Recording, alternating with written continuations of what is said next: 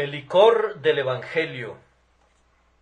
Dad licor al que va a perecer, y vino a los de ánimo amargado. Beban y olvídense de su necesidad, y no se acuerden más de su miseria. Proverbios 31, 6, 7. Estas frases un poco extrañas fueron dichas por la madre de Lemuel a su hijo, que era probablemente Salomón. Ya antes le había dicho: no es cosa de reyes, oh Lemuel, no es cosa de reyes beber vino, ni de los magistrados el licor. No sea que bebiendo olviden lo que se ha decretado, y perviertan el derecho de todos los afligidos. Pero un rey tal como era Salomón, debía haber tenido una bodega llena de vinos de toda clase. Por eso su madre lo instaba a darlo a los enfermos y a los tristes y a los pobres que lo necesitaban más que él. Los judíos tenían por costumbre dar una copa de una bebida fuerte mezclada con una droga potente para drogar a los que estaban a punto de ser ejecutados. Tal vez es este el sentido de las palabras: dad licor al que va a perecer. También sabemos de personas que han estado muy débiles y enfermas, al borde de la tumba, cómo han sido aliviadas cuando se les ha dado el vino que ellas no podían comprar. Creo que este es el sentido literal del texto, y que si cualquier hombre fuera tan inmoral como para interpretar que con la bebida podrá olvidar su desdicha y pobreza, pronto se dará cuenta que está deplorablemente equivocado, pues si antes tenía una desdicha, después tendrá 10 más.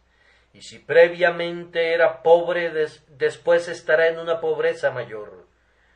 Aquellos que corren hacia la botella para encontrar consuelo, podrían mejor correr al infierno con la esperanza de encontrar un cielo. Y en vez de ayudarlos a olvidar su pobreza, la borrachera los hunde aún más en el lodo. Voy a usar mi texto en sentido espiritual, pues creo que tiene un sentido mucho más profundo que el que brilla en su superficie. Hay muchas personas que dudan y se desesperan y espiritualmente van a perecer, y hay en la palabra de Dios una bodega rica en verdades reconfortantes que son mucho más consoladoras para el espíritu de lo que puede ser el vino para el cuerpo. Y debemos dar este licor evangélico a aquellos de ánimo amargado, para que puedan beber y olvidar sus desdichas, y ya no recuerden más sus dudas y su desesperación. Intento obedecer el mandato del texto, y por ello voy a hablar de 3 tópicos. Primero, que hay un licor muy reconfortante en el Evangelio. Segundo, que es nuestro deber y privilegio el dar este licor a todos los que lo necesitan. Y tercero, que cuando este licor del Evangelio se les da, es su deber y privilegio el beberlo, y con ello olvidar su pobreza espiritual y su desdicha. Así pues, hay un licor muy reconfortante en el Evangelio.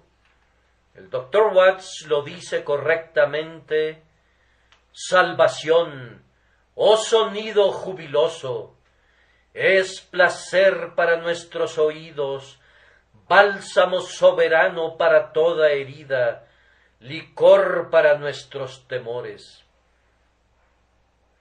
Tomaré primero el caso de un verdadero creyente en Jesús, dolorosamente puesto a prueba con preocupaciones y pérdidas y problemas.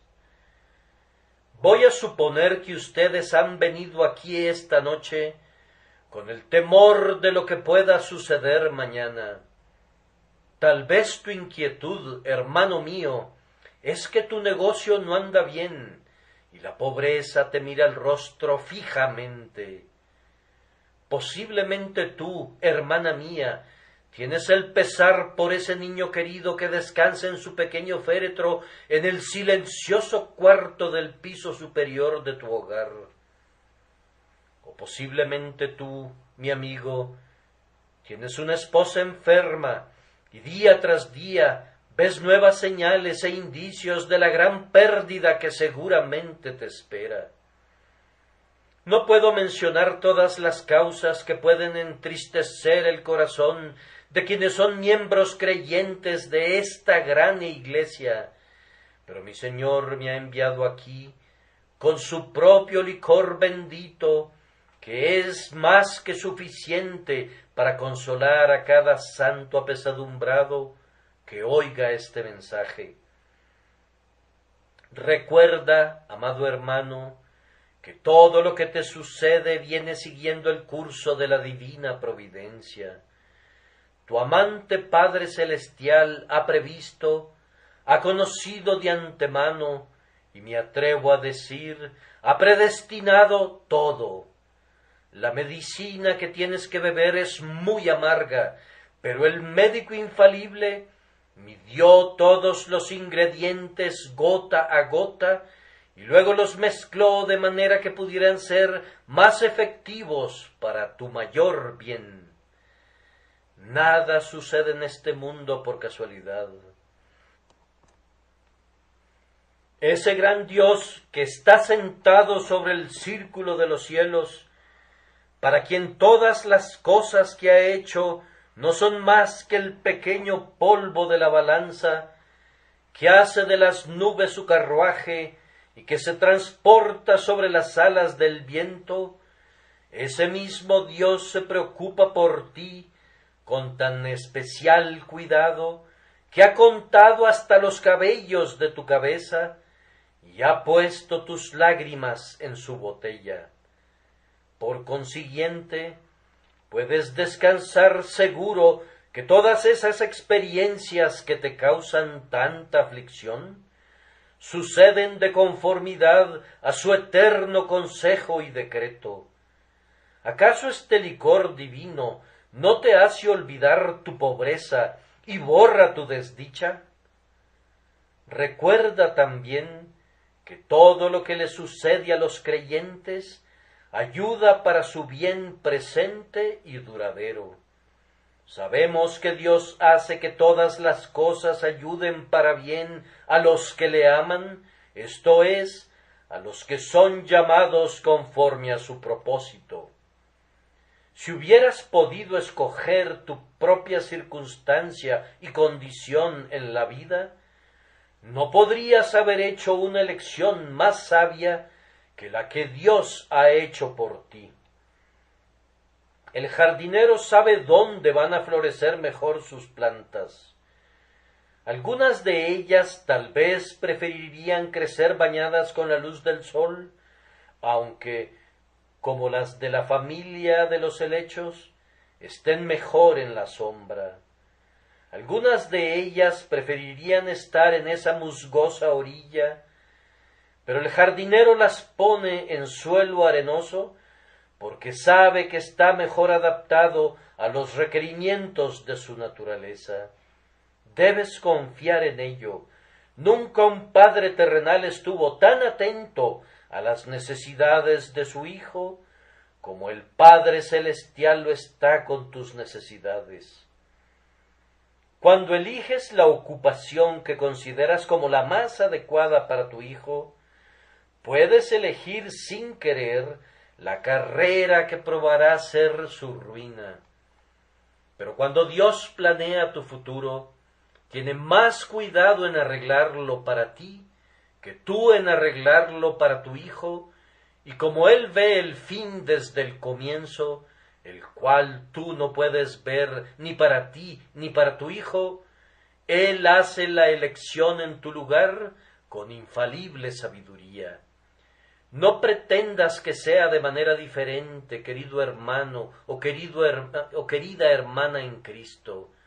No sólo estés contento con lo que tienes, sino di con David: oh Jehová, porción de mi herencia y mi copa, tú sustentas mi destino. Los linderos me han tocado en lugar placentero. Es hermosa la heredad que me ha tocado. Así pues, bebe este licor divino y olvida tu necesidad, y ya no te acuerdes más de tu miseria. Además, querido amigo, ¿no sabes que el Señor Jesucristo está contigo en toda tu pobreza y tu miseria? Sadrac, Mesac y Abednego nunca se dieron cuenta de la presencia del Hijo de Dios de manera tan maravillosa como cuando fueron arrojados vivos en el horno de fuego ardiendo de Nabucodonosor. Pero su presencia en medio de ellos fue tan manifiesta que hasta el rey pagano exclamó: yo veo a 4 hombres sueltos que se pasean en medio del fuego y no sufren ningún daño, y el aspecto del cuarto es semejante a un hijo de los dioses. Hay muchos niños que no reciben mimos ni caricias cuando todo anda bien, pero si se enferman, parecería que todo el amor de la madre se concentrara en ese miembro de la familia. Es a ti que necesitas especialmente un mensaje muy animador que dice el Señor: como aquel a quien su madre consuela, así os consolaré yo a vosotros. En Jerusalén seréis consolados. Fue para su antiguo pueblo que dio esa graciosa promesa, y era concerniente a ellos que se decía: en toda la angustia de ellos, él fue angustiado, y el ángel de su presencia los salvó. En su amor y en su compasión los redimió, los alzó y los llevó todos los días de la antigüedad. Es así que todavía, tierna y amorosamente, se ocupa de su pueblo atormentado y afligido, y este pensamiento debe ser como un licor que los haga olvidar su necesidad y su miseria. Podría continuar toda la noche tratando de reconfortar a los santos que son probados, pero debo contentarme con darles tan solo un sorbo más de este licor divino, y será este: recuerda cuán pronto terminarán estas duras experiencias. Ten presencia de ánimo, cansado peregrino. La mansión celestial donde debes descansar para siempre está casi a la vista, y bien puedes cantar: la casa de mi Padre en lo alto, hogar de mi alma, cuán cerca a veces a mi mirada de fe que vislumbra aparecen tus puertas de oro. Cuán rápido pasan los años, y nuestras duras experiencias y problemas también vuelan así de rápido. Amados, Pablo correctamente escribió concerniente a nuestra momentánea y leve tribulación, porque, después de todo, nuestras aflicciones son sólo como un sueño que nos atormenta, un pequeño sobresalto en el dormir de la vida, y luego nos despertamos para ya no dormir nunca jamás. Este mundo es, para el creyente, como una posada al lado del camino, donde hay muchas personas que constantemente vienen y se van, y hay tantos ruidos perturbadores que nadie puede descansar. Bien, no importa, tú estás deteniéndote allí por una corta noche, y luego te levantarás y te irás a tu eterno hogar para no salir de allí nunca más. Este licor divino no te hará olvidar tu pobreza y no borrará tu miseria? Ahora consideraré el caso de un verdadero creyente en Jesús, que tiene su alma muy abatida. Tú, amigo mío, te inclinas a decir con Emán el Ezraíta: oh Jehová, Dios de mi salvación, día y noche clamo delante de ti.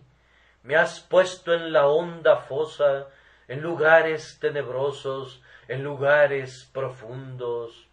¿Por qué desechas mi alma, oh Jehová? ¿Por qué escondes de mí tu rostro? ¿Estás inclinado a pensar que ahora puedes entender ese grito de Cristo en la cruz? Dios mío, ¿por qué me has desamparado? El Señor parece poner un oído sordo a tus súplicas. Orar es una pesada carga para ti. No tienes visiones reconfortantes del rostro del Salvador. Las épocas pasadas de santo gozo tan solo son recordadas por ti con el pesar de que ya no tendrás esas felices experiencias. Hasta cuando miras la palabra de Dios, tu ojo parece fijarse solamente en las amenazas y nunca advierte las muchas preciosas y grandísimas promesas, y tu alma va a perecer en la desesperación. Bien, pobre hermano mío, si alguna vez hubo un tiempo que necesitaras el vino condimentado del pacto de fidelidad de Dios y el delicioso y nutritivo néctar del eterno amor de Jesucristo, es ahora. Me pregunto qué hacen los arminianos cuando son poseídos de este tipo de escalofrío espiritual y tiemblan aterrorizados desde la cabeza hasta los pies.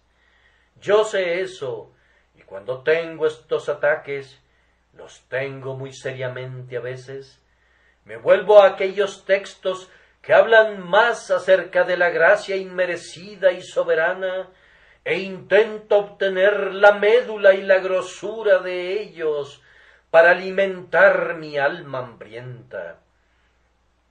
Aquellos que espiritualmente hacen negocios de los océanos encuentran que nada les servirá de ayuda, sino sólo los decretos eternos de Dios, los propósitos inalterables de Dios, la fidelidad infalible de Dios, la gracia de Dios que distingue y que discrimina.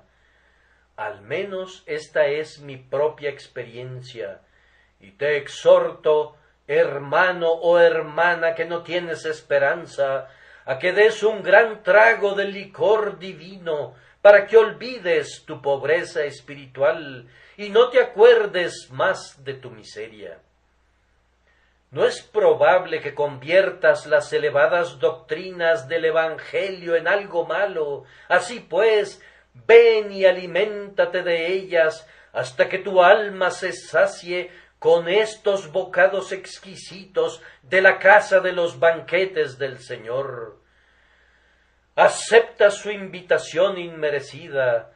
Comed, oh amigos, bebed, oh amados, bebed en abundancia.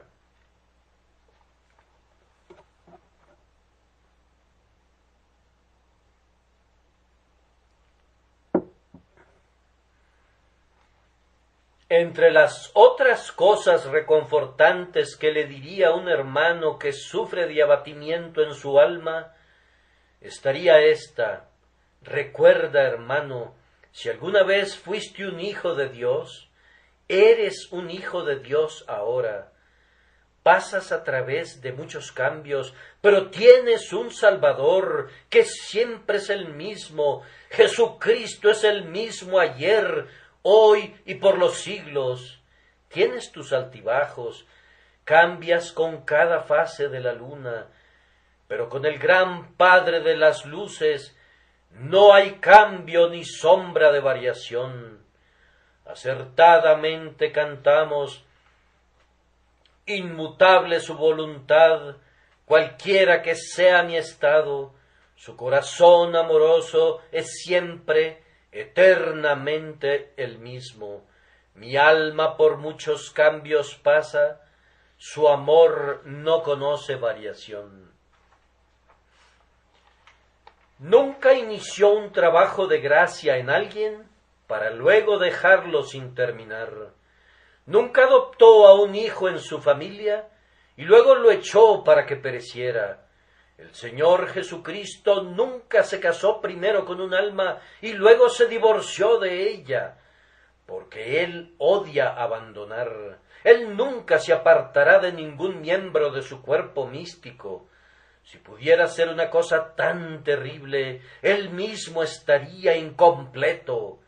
Así, mi hermano desesperado, te digo que, si alguna vez tuviste la luz y el amor de Dios en tu alma, no sólo eres todavía un hombre salvo, sino que el tiempo vendrá cuando sabrás que es así.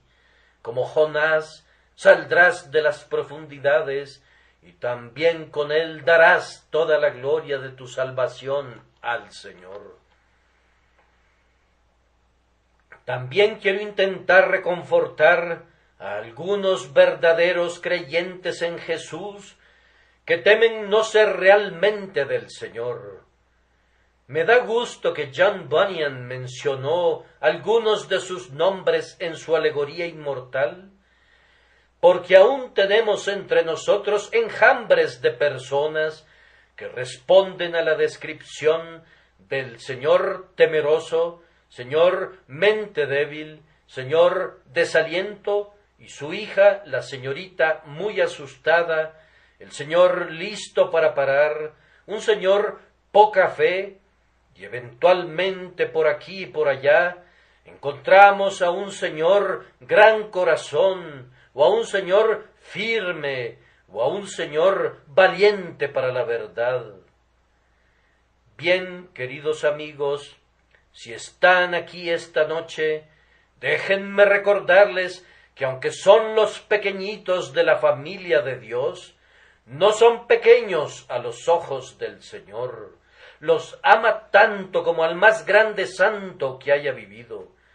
Cuando el Señor le dio el mandamiento a Moisés referente al rescate por cada alma contada entre los hijos de Israel, se estableció expresamente, al entregar la ofrenda alzada para Jehová, a fin de hacer expiación por vuestras personas, el rico no dará más, ni el pobre dará menos del medio siclo.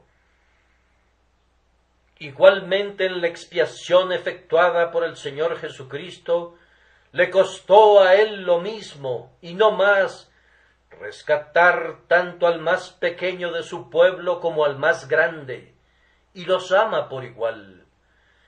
Puede utilizar a algunos de ellos como sus instrumentos más de lo que usa a otros, pero les tiene la misma consideración a todos.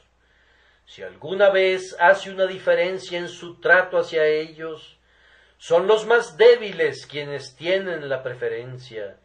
Lleva los corderos en su pecho, pero deja que las ovejas más fuertes los sigan en su camino.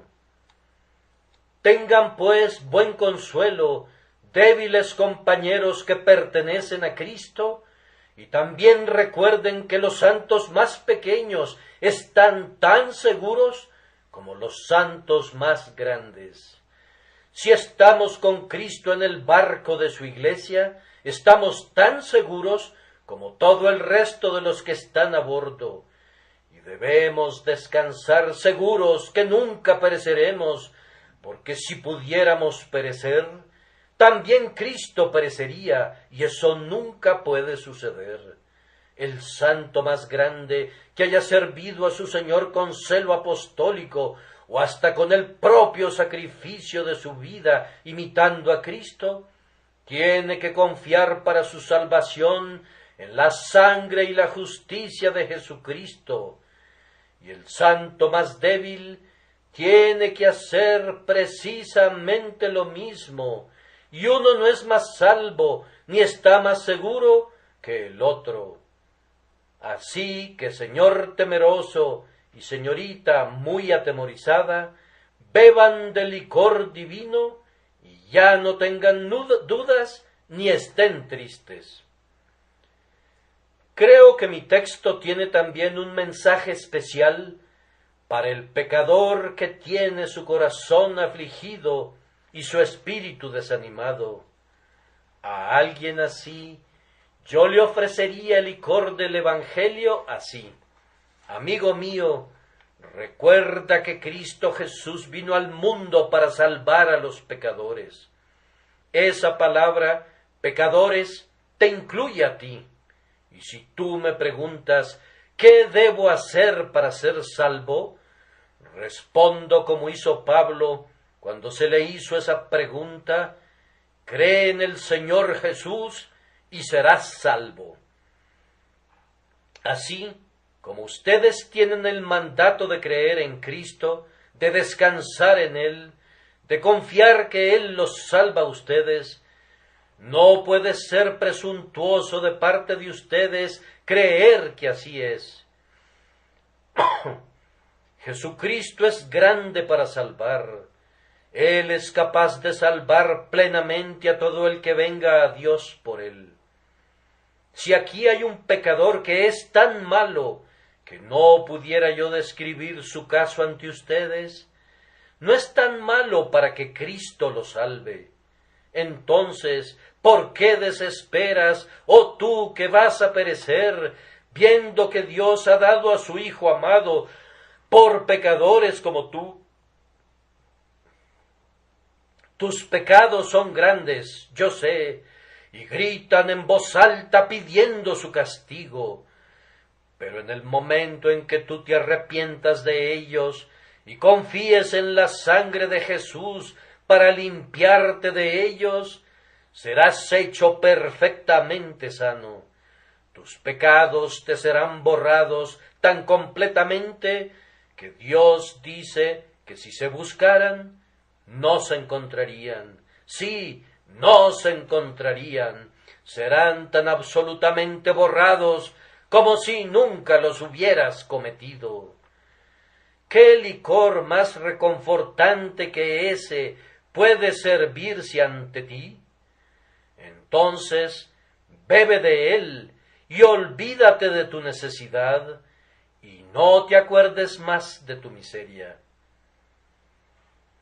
Puedo hablar solo brevemente del segundo punto, el cual es que es nuestro deber y privilegio dar este licor a todos los que lo necesitan. Hermanos y hermanas en Cristo, quiero que todos obedezcan el mandato del texto, dando este licor del Evangelio a aquellos que están con su corazón afligido y van a perecer. Algunos de ustedes pueden hacerlo hablándoles de su propia experiencia. Cuando se encuentran con almas que dudan y que están desanimadas, díganles cómo el Señor los liberó a ustedes del sombrío calabozo del viejo gigante desesperación en el castillo de la duda. Recuérdenles de esa llave llamada promesa que puede abrir las puertas de la prisión donde están atados con grilletes de hierro. Se nos dice que Orígenes, mientras su fuerza se lo permitía, solía ir a las prisiones donde estaban confinados los cristianos durante la persecución de Decio, y después iba con ellos hasta el sitio de su ejecución, confortándolos con las escrituras que él había hallado, que eran un gran apoyo para su propia alma. Imítenlo hasta donde puedan, aunque ya los cristianos no sean perseguidos de muerte. Muchos de ustedes pueden regalar este licor del Evangelio visitando al enfermo y al pobre. En una iglesia tan grande como esta, es imposible que el pastor o los ancianos visiten a todos los miembros, y mucho menos que puedan visitar a todos aquellos que forman nuestra gran congregación. Por eso, yo los exhortaría a ustedes a que hagan las visitas que puedan. Especialmente yo invitaría a aquellos que tienen la experiencia más profunda de las cosas de Dios, para que encuentren al enfermo y al afligido en sus vecindarios y los reconforten con el consuelo con el que ustedes mismos han sido reconfortados por Dios. Entonces, muchos más de los que actualmente lo hacen podrán regalar este licor evangélico, predicando en cualquier lugar y en cualquier momento que tengan la oportunidad. En una ciudad como Londres, en donde cada esquina de las calles puede proporcionar un púlpito y cada calle puede proporcionar una congregación, no hay excusa para que el hombre que tenga solo un talento no lo utilice para Cristo. La buena nueva que tienes que decir, hermano mío, es tan dulce que se debe repetir y repetir y repetir hasta que todo viento difunda la noticia a toda la gente que habita sobre la tierra.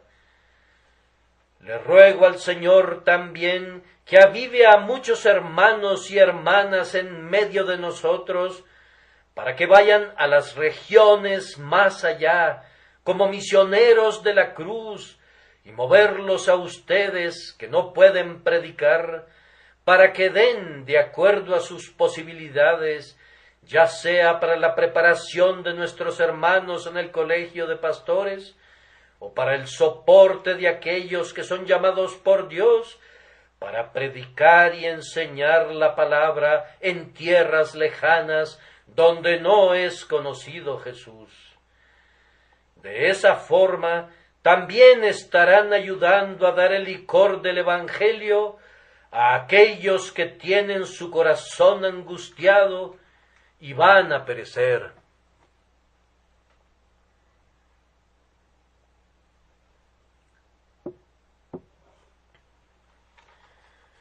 Ahora, finalmente, pero brevemente, cuando este licor del Evangelio se les da a esas personas, es su deber y privilegio beberlo y olvidar su pobreza espiritual y no recordar más su miseria.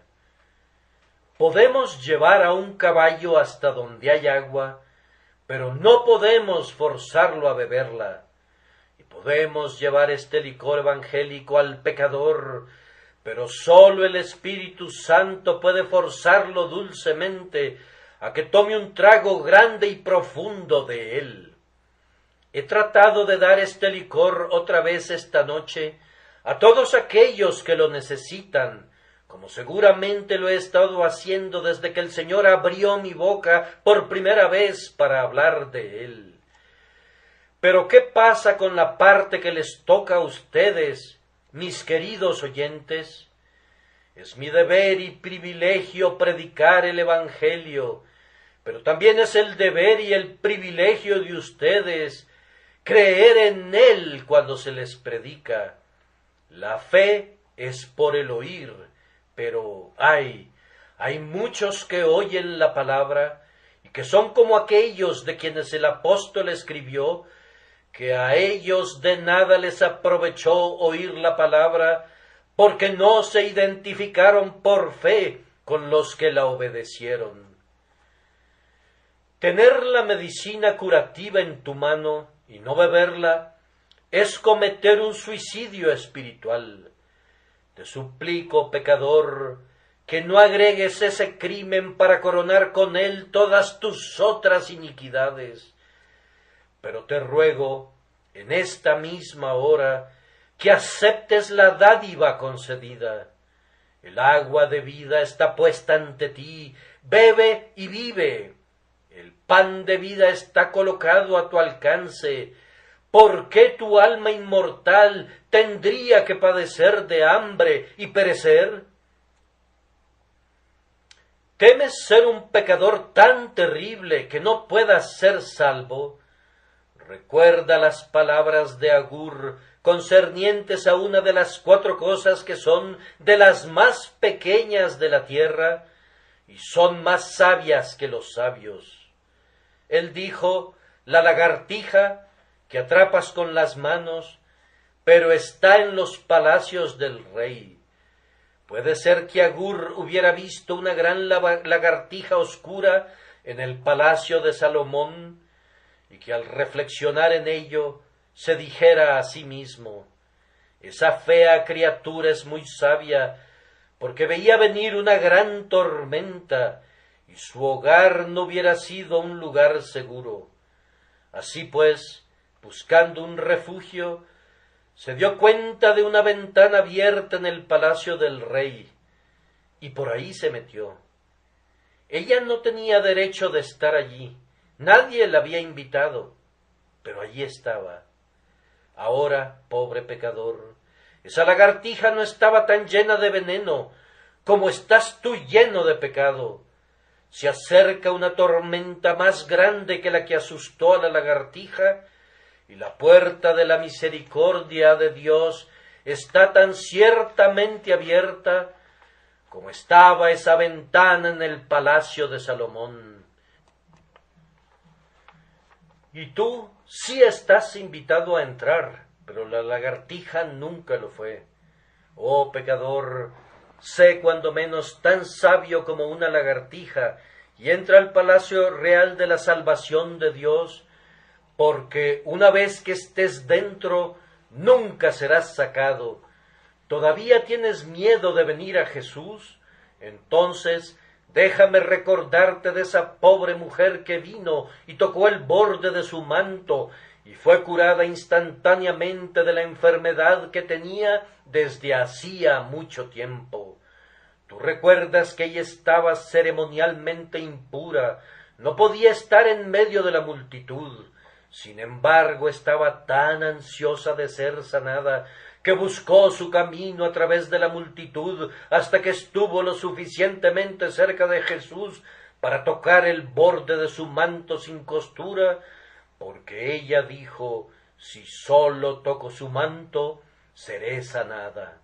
Así hizo, y Cristo de inmediato honró su fe, y le dio la seguridad inmerecida, diciéndole, vete en paz, conservando la curación que ella había conseguido, por decirlo así, a escondidas.